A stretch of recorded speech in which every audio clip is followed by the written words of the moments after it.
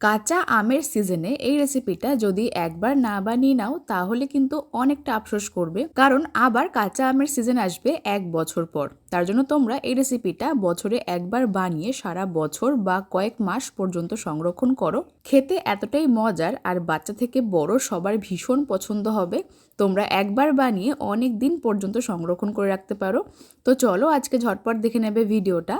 তার জন্য সবার প্রথমে লাগছে বেশ কয়েকটা কাঁচা আম। এখানে আমি হাফ কেজি মতন মানে 500 গ্রাম কাঁচা আম নিয়ে নিয়েছিলাম। তবে তোমরা চাইলে পরিমাণটা এর থেকে বাড়িয়ে বা কমিয়ে করতে পারবে, যার যেরকমভাবে প্রয়োজন। 500 গ্রাম কাঁচা আম নিয়ে খুব ভালো মতন প্রথমে ধুয়ে পরিষ্কার করতে হবে। তারপরে খোসাগুলোকে খুব ভালো মতন ছাড়াতে হবে, যেন এর গায়ে কোনো রকম সবুজ অংশ না থাকে।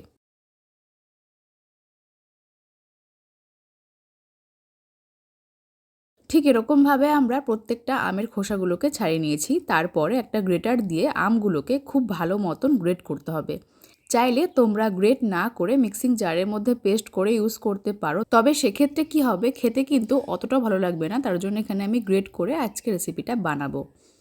সমস্ত আমগুলোকে আমরা একই রকম করে গ্রেড করব। ততক্ষণে তোমরা আমাকে কমেন্টে জানিয়ে নাও যে আজকের ভিডিওটা কে কোন জায়গা থেকে দেখছো, তাহলে আমি তোমাদের প্রত্যেকের কমেন্টে ধন্যবাদ জানাতে পারবো। আর আজকের ভিডিওটা ফেসবুক থেকে দেখলে পেজটিকে ফলো করো, আর যদি ইউটিউব থেকে দেখছো তাহলে মিতাস ফুড জোন চ্যানেলটিকে সাবস্ক্রাইব করে পাশে বেল আইকনটা প্রেস করো। সমস্ত আমগুলো ঠিক এরকম করে গ্রেড করতে হবে। আর গ্রেড করার সময় একটু খেয়াল রাখতে হবে যেন ওপর থেকে নিচ পর্যন্ত এরকম টেনে গ্রেড করতে পারো, তাহলে কিন্তু আমের লাচ্ছাগুলো খুব সুন্দর মতন গ্রেড হবে, দেখতেও সুন্দর হবে। সমস্ত আমটাকে আমরা একই রকমভাবে গ্রেড করে নিয়েছিলাম। গ্রেড করার পরে দেখতেই পাচ্ছ দেখতে কতটা সুন্দর লাগছে। তারপরে আমটাকে চিপড়ে এর অতিরিক্ত জলটা মানে টক ভাবটাকে আমরা বাদ দেব। তা না হলে কি হবে, এটা যখন আমরা পরবর্তী সময় কড়াইতে নাড়বো তখন কিন্তু সময়টা অনেকটা বেশি পরিমাণে লাগবে। আর টকটা বেশি হওয়ার কারণে এর মধ্যে গুড় অথবা চিনি একটু বেশি পরিমাণে লাগবে। তার জন্য এখানে টকটাকে বাদ দিতে হবে। তোমরা চাইলে এটা ফেলে না দিয়ে এর মধ্যে সামান্য পরিমাণে নুন একটুখানি চিনি দিয়ে খেয়ে নিতে পারো, তাহলে কিন্তু শরীরের জন্য খুবই ভালো। এবার একটা ভাজা মশলা বানাবো। তার জন্য ফ্রাই প্যানের মধ্যে অ্যাড করতে হবে বেশ খানিকটা পরিমাণে বা ঝাল মতন শুকনো লঙ্কা। তার সঙ্গে 1.5 টেবিল চামচ করে গোটা মেথি, গোটা মৌরি, 1.5 টেবিল চামচ গোটা ধনে, 1.5 টেবিল চামচ গোটা সাদা জিরে আর 1 টেবিল চামচ অ্যাড করলাম কালো জিরে। সমস্ত মশলাগুলোকে দিয়ে এবার শুকনো খোলায় হালকা করে নেড়েচেড়ে ভেজে নিতে হবে, যতক্ষণ না পর্যন্ত মশলাগুলো ভালো করে ভাজা হয়ে যাচ্ছে আর একটা সুন্দর গন্ধ বেরোতে শুরু করে দিচ্ছে। ততক্ষণ পর্যন্ত ফ্লেমটাকে লো টু মিডিয়াম হিটে রেখে সমস্ত মশলাগুলোকে ভেজে নিতে হবে। আচারের মশলাটা একটুখানি বেশি পরিমাণে করেছিলাম, এটা আমরা পরবর্তী সময় তোমাদেরকে দেখাবো যে কেন বেশি করে করেছি। ফ্লেমটাকে বাড়িয়ে মশলাগুলোকে ভাজবে না, তা না হলে কিন্তু পুড়ে যাবে। 3 থেকে 4 মিনিট আমি এরকমভাবে অনবরত নেড়েচেড়ে মশলাগুলোকে ভেজে নিয়েছি আর একটা সুন্দর গন্ধ বেরিয়েছে। এই পর্যায়ে মশলাগুলোকে নামিয়ে ঠান্ডা করে মিক্সিং জারের মধ্যে একটুখানি গোটা গোটা করে গুঁড়ো করতে হবে। তারপরে কড়াইতে অ্যাড করতে হবে পরিমাণ মতন গুড়। তবে তোমরা চাইলে গুড়ের পরিবর্তে চিনি দিয়েও করতে পারো, তবে সেক্ষেত্রে কি হবে, চিনিটা জাল করতে করতে অনেকটা সময় লাগবে আর এরকম একটা কালার আসা পর্যন্ত অনবরত জাল করতে হবে। তা না হলে কিন্তু রঙটা সুন্দর হবে না, যেটা অনেকটা সময় সাপেক্ষ। তাই গুড়টা ব্যবহার করলেই বেশি ভালো। কিছুক্ষণের মধ্যে যখন গুড়টা গলতে শুরু করে দেবে তখন এর মধ্যে অ্যাড করব ওই কাঁচা আমটা।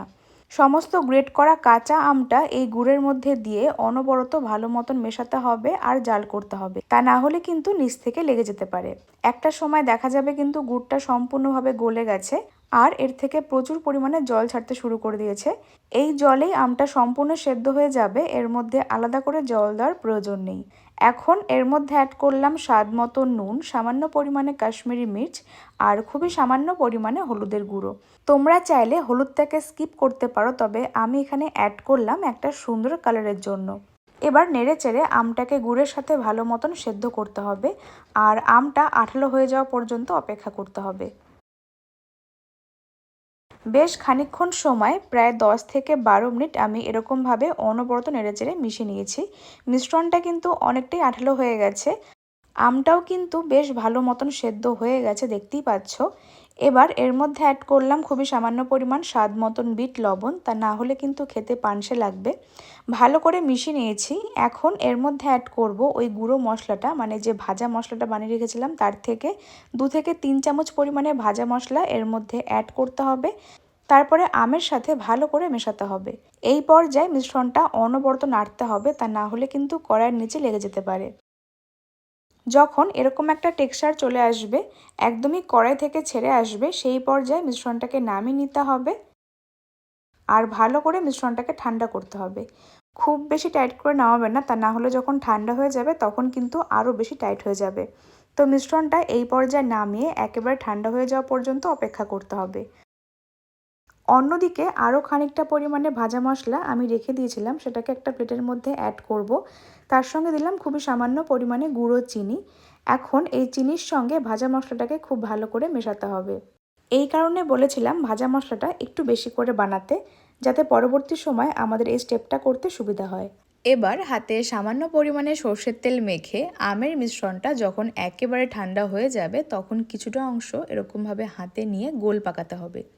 সমস্ত আচারের বলগুলো এখানে সমান মাপ করার জন্য একটা বড় টেবিল চামচ মেপে হাতে নিয়ে গোল পাকিয়ে নিচ্ছি, যাতে পরবর্তী সময় আমাদের সমস্ত বলগুলো তৈরি করতে সুবিধা হয় আর সবগুলো একই মাপের হয়। প্রথমে আমরা রাফলি বেশ কয়েকটা বল এভাবে করে বানিয়ে নিয়েছিলাম। তারপরে এক একটা করে বল নিয়ে মাঝখান থেকে সমান ভাগ করে দুটো বল বানিয়ে নিচ্ছি। প্রথমে ভেবেছিলাম বলগুলো একটু বড় বড় রাখবো, তবে পরে আমি ছোট ছোট করে বলগুলোকে বানিয়ে নিচ্ছি। তাহলে কি হবে, একটা তোমরা এমনি লজেন্সের মতন মুখে দিতে পারবে। তবে তোমরা চাইলে পছন্দ মতন আচারের বলগুলো ছোট অথবা বড় করে বানাতে পারো।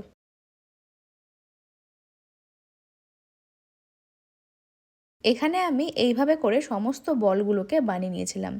তারপর আর কি এই বলগুলো চিনি আর ভাজা মশলার মিশ্রণটার মধ্যে এরকমভাবে হালকা করে কোট করতে হবে আর এরকমভাবে একটু চেপে চেপে দিতে হবে। তাহলে এই আচারের বলগুলো কিন্তু একেবারে রেডি হয়ে যাবে, তেল ছাড়া আর রোদ ছাড়া। খুবই সহজে তোমরা বাড়িতে আচারটা বানাতে পারো। অনেক দিন মানে অনেক মাস বা বছর পর্যন্ত সংরক্ষণ করতে চাইলে তোমরা এর মধ্যে সামান্য পরিমাণে পাতিলেবুর রস অ্যাড করে দেবে। আমি যেহেতু এটা খুব একটা বেশি দিন রাখতে পারবো না, সেজন্য এখানে আমি কিছুই দিইনি। সমস্ত বলগুলো আমরা এইভাবে করে কোট করে নিয়েছিলাম। দেখতে কতটা সুন্দর লাগছে তোমরাই বলো। কি জিভে জল আসছে তো? হ্যাঁ জানি, জিভে জল না এসে থাকতেই পারবে না, কারণ এটা এমন একটা রেসিপি। কাঁচা আমের সিজন শেষ হয়ে যাওয়ার আগে অবশ্যই রেসিপিটা বানিয়ে রাখো।